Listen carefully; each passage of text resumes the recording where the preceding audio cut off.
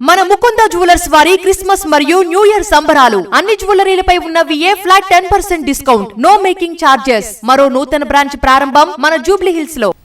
కృష్ణా జల వివాద ట్రైబ్యునల్ 2 తీర్పు తర్వాతే పాలమూరు రంగారెడ్డి ఎత్తిపోతల సమగ్ర ప్రాజెక్టు నివేదిక డిపిఆర్ను పరిశీలించగలమని కేంద్ర జలసంఘం స్పష్టం చేసింది. గోదావరి నీటి మళ్లింపు అంశం ట్రైబ్యునల్లో ఉన్నందున చిన్న వీటి వనరుల్లో ఆదా అయిన నీటిని వినియోగించుకోవడానికి అనుమతించాలని రాష్ట్ర నీటిపారుదల శాఖ ప్రతిపాదించింది. దీనిపై స్పందించిన సిడబ్ల్యూసి ట్రైబ్యునల్ తీర్పు వచ్చిన తరువాతేనంటూ తాజాగా సమాధానం ఇచ్చింది.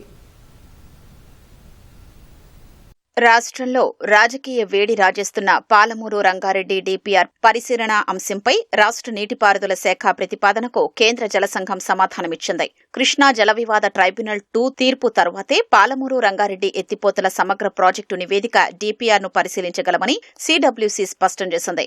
అప్పుడే ఈ ఎత్తిపోతల పథకం ద్వారా పూర్తిస్థాయిలో ప్రయోజనాలు పొందేలా ప్రణాళిక రూపొందించడంతో పాటు సమీకృత ప్రతిపాదనను అందజేయాలని సూచించింది. 90 టీఎంసీలతో చేపట్టిన పాలమూరు రంగారెడ్డి పథకానికి గోదావరి నీటి మళ్లింపు ద్వారా 45 టీఎంసీలను, చిన్న నీటి వనరుల్లో ఆదా అయిన 45 టీఎంసీలను ప్రతిపాదించామని నీటిపారుదల శాఖ తెలిపింది.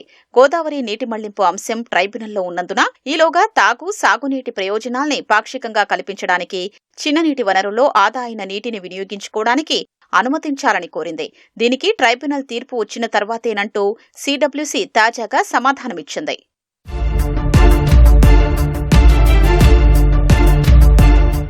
మొదటి దశలో చిన్న నీటి వనరుల్లో ఆదా అయిన 45 టీఎంసీలతో ట్రైబ్యునల్ నుంచి అనుమతులు పొందాక మిగిలిన 45 టీఎంసీలతో పాలమూరు రంగారెడ్డి ప్రాజెక్టు పనులు చేపడతామని నీటిపారుదల శాఖ లేఖ రాసింది. చిన్న నీటి వనరుల్లో 45 టీఎంసీలు ఆదా అయినట్లు సమగ్ర వివరాలు లేనందున ఈ డిపిఆర్ను పరిశీలించడం లేదని సిడబ్ల్యూసి పేర్కొంది. గోదావరి నుంచి కృష్ణాలోకి మళ్లించే నీటిలో 45 టీఎంసీల కేటాయింపు గురించి వివరంగా సిడబ్ల్యూసి నివేదించింది. దీని ప్రకారం పోలవరం నుంచి మళ్లించే 80 టీఎంసీల గోదావరి నీటిలో 45 టీఎంసీలు ఉమ్మడి ఆంధ్రప్రదేశ్కు ట్రైబ్యునల్ కేటాయించింది. అయితే పునర్విభజన తర్వాత 2 రాష్ట్రాలు వాటా కోరాయి. ఆంధ్రప్రదేశ్ 2022 సెప్టెంబర్ 19న రాసిన లేఖలో గోదావరి నుంచి కృష్ణాలోకి మళ్లించే నీటిలో ప్రస్తుత ట్రైబ్యునల్ ఎదుట వాదనకు సంబంధించిన అంశాల్లో ఇది ఒకటని పేర్కొంది.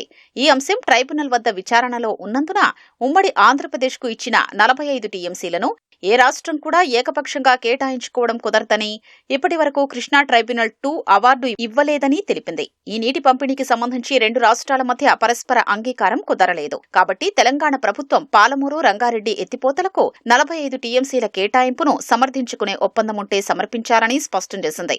2023 అక్టోబర్ 6న కేంద్రం జారీ చేసిన గెజిట్ నోటిఫికేషన్లో పేర్కొన్న మార్గదర్శకాల ప్రకారం కృష్ణా ట్రైబ్యునల్ 1 ఉమ్మడి ఆంధ్రప్రదేశ్కు చేసిన 811 టీఎంసీల కేటాయింపుతో పాటు దీనికి మించి ఇంకా ఏమైనా కేటాయింపులు చేసి ఉంటే వాటిపైన గోదావరి నుంచి కృష్ణాలోకి పోలవరం ద్వారా మళ్లించే నీటిపైన ట్రైబ్యునల్లో వాదనలు జరగాలని పేర్కొంది. ఈ దశలో పాలమూరు రంగారెడ్డి ఎత్తిపోతల డిపిఆర్ను పరిశీలించలేమని కేంద్ర జలసంఘం స్పష్టం చేసింది. 2023లో తాగునీటికి 7.1 టీఎంసీలు వినియోగించుకోవడానికి తగ్గట్లుగా పనులు చేసుకోవడానికి సుప్రీంకోర్టు ఇప్పటికే అనుమతిచ్చింది.